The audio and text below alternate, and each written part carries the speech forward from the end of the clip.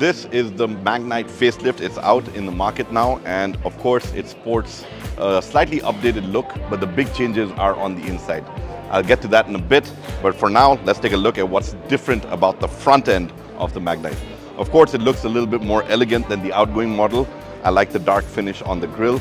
You've got a new lower bumper that looks absolutely stellar, and the lights and overall design, while it retains the same look and feel, I think the chrome inserts look a little bit better, nice and shiny with the great finish to everything up front.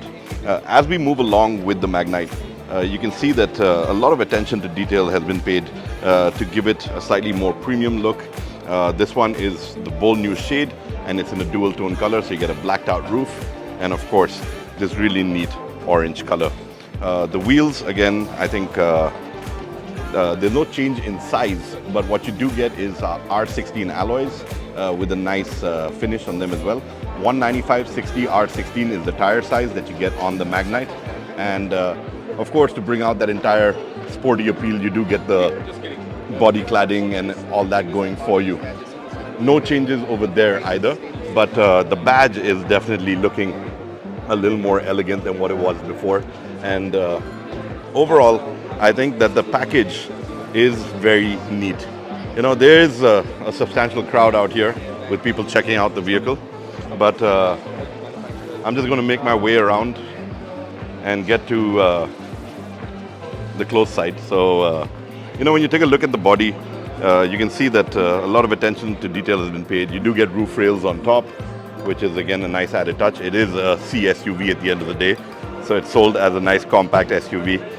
And the Magnite has a lot going for it. It has been the product that's just done so much for Nissan in the country.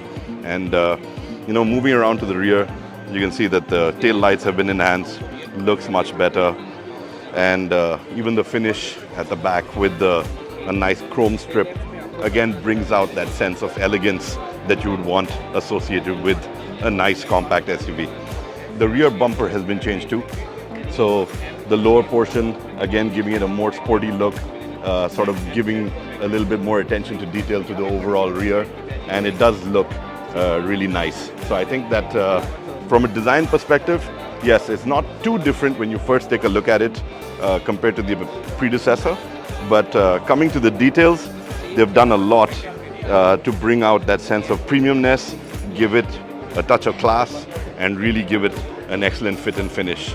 Last but not the least, you get this nice little spoiler with a tail lamp incorporated up there and a shark fin antenna. So those are the big design changes to the exterior. Now let's take a look at the cabin.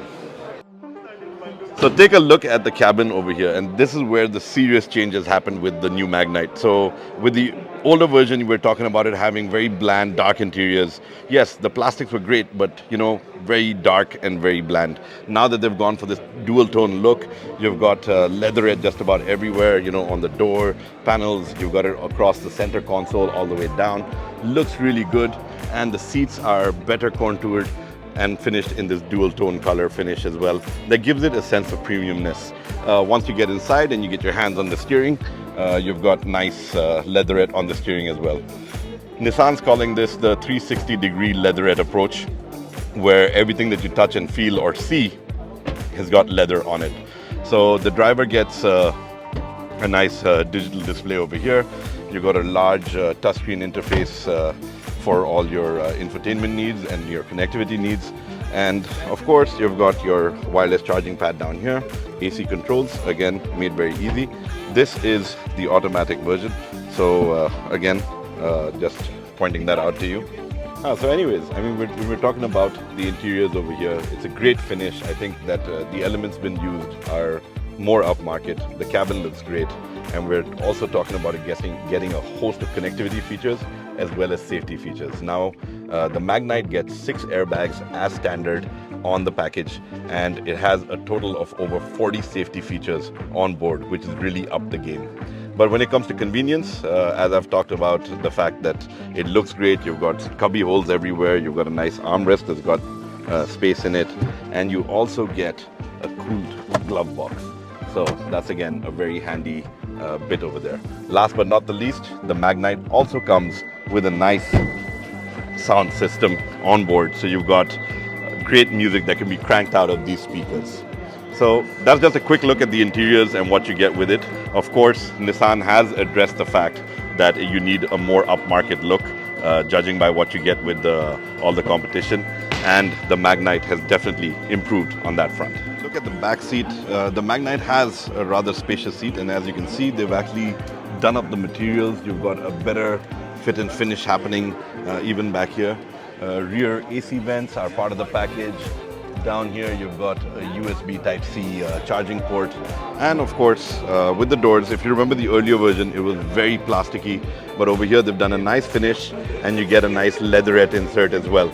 So overall, I think that they've done a great job in terms of fit and finish, really upping the game when it comes to giving it better upholstery and improving all of that. It even feels great. So a great form factor happening back here.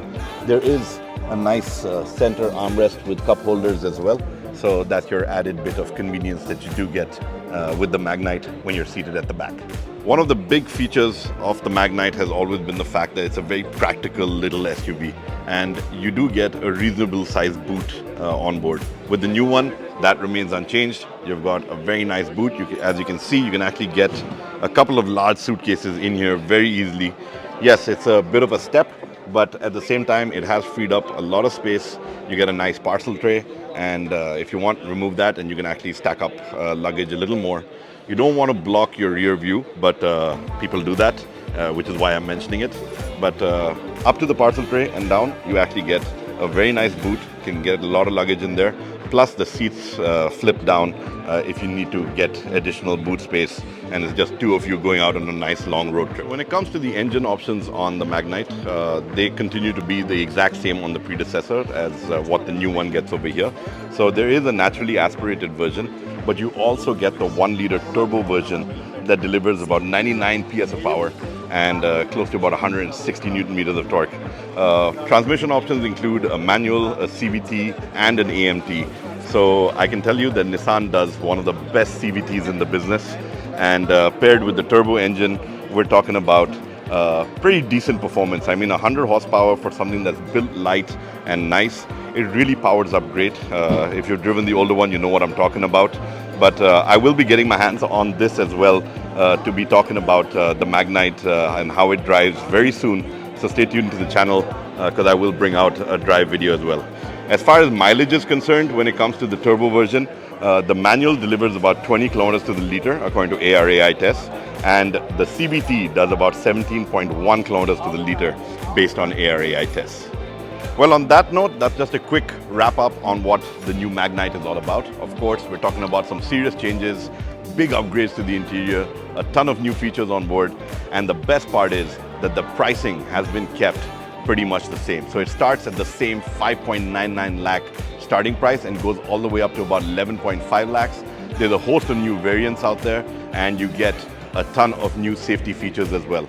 So I think Nissan has really put in a lot of effort to get the product right, price it right, and with the target of getting this to outsell rather, the previous generation model. I think that they have a lot going for them when it comes to the new Magnite. If there's anything I've left out, if there's a question that you might have about the Magnite, feel free to get in touch with me. I will answer that question. Drop me a comment, and it's my promise and the MotorScribes promise that we answer every question that comes in on the channel.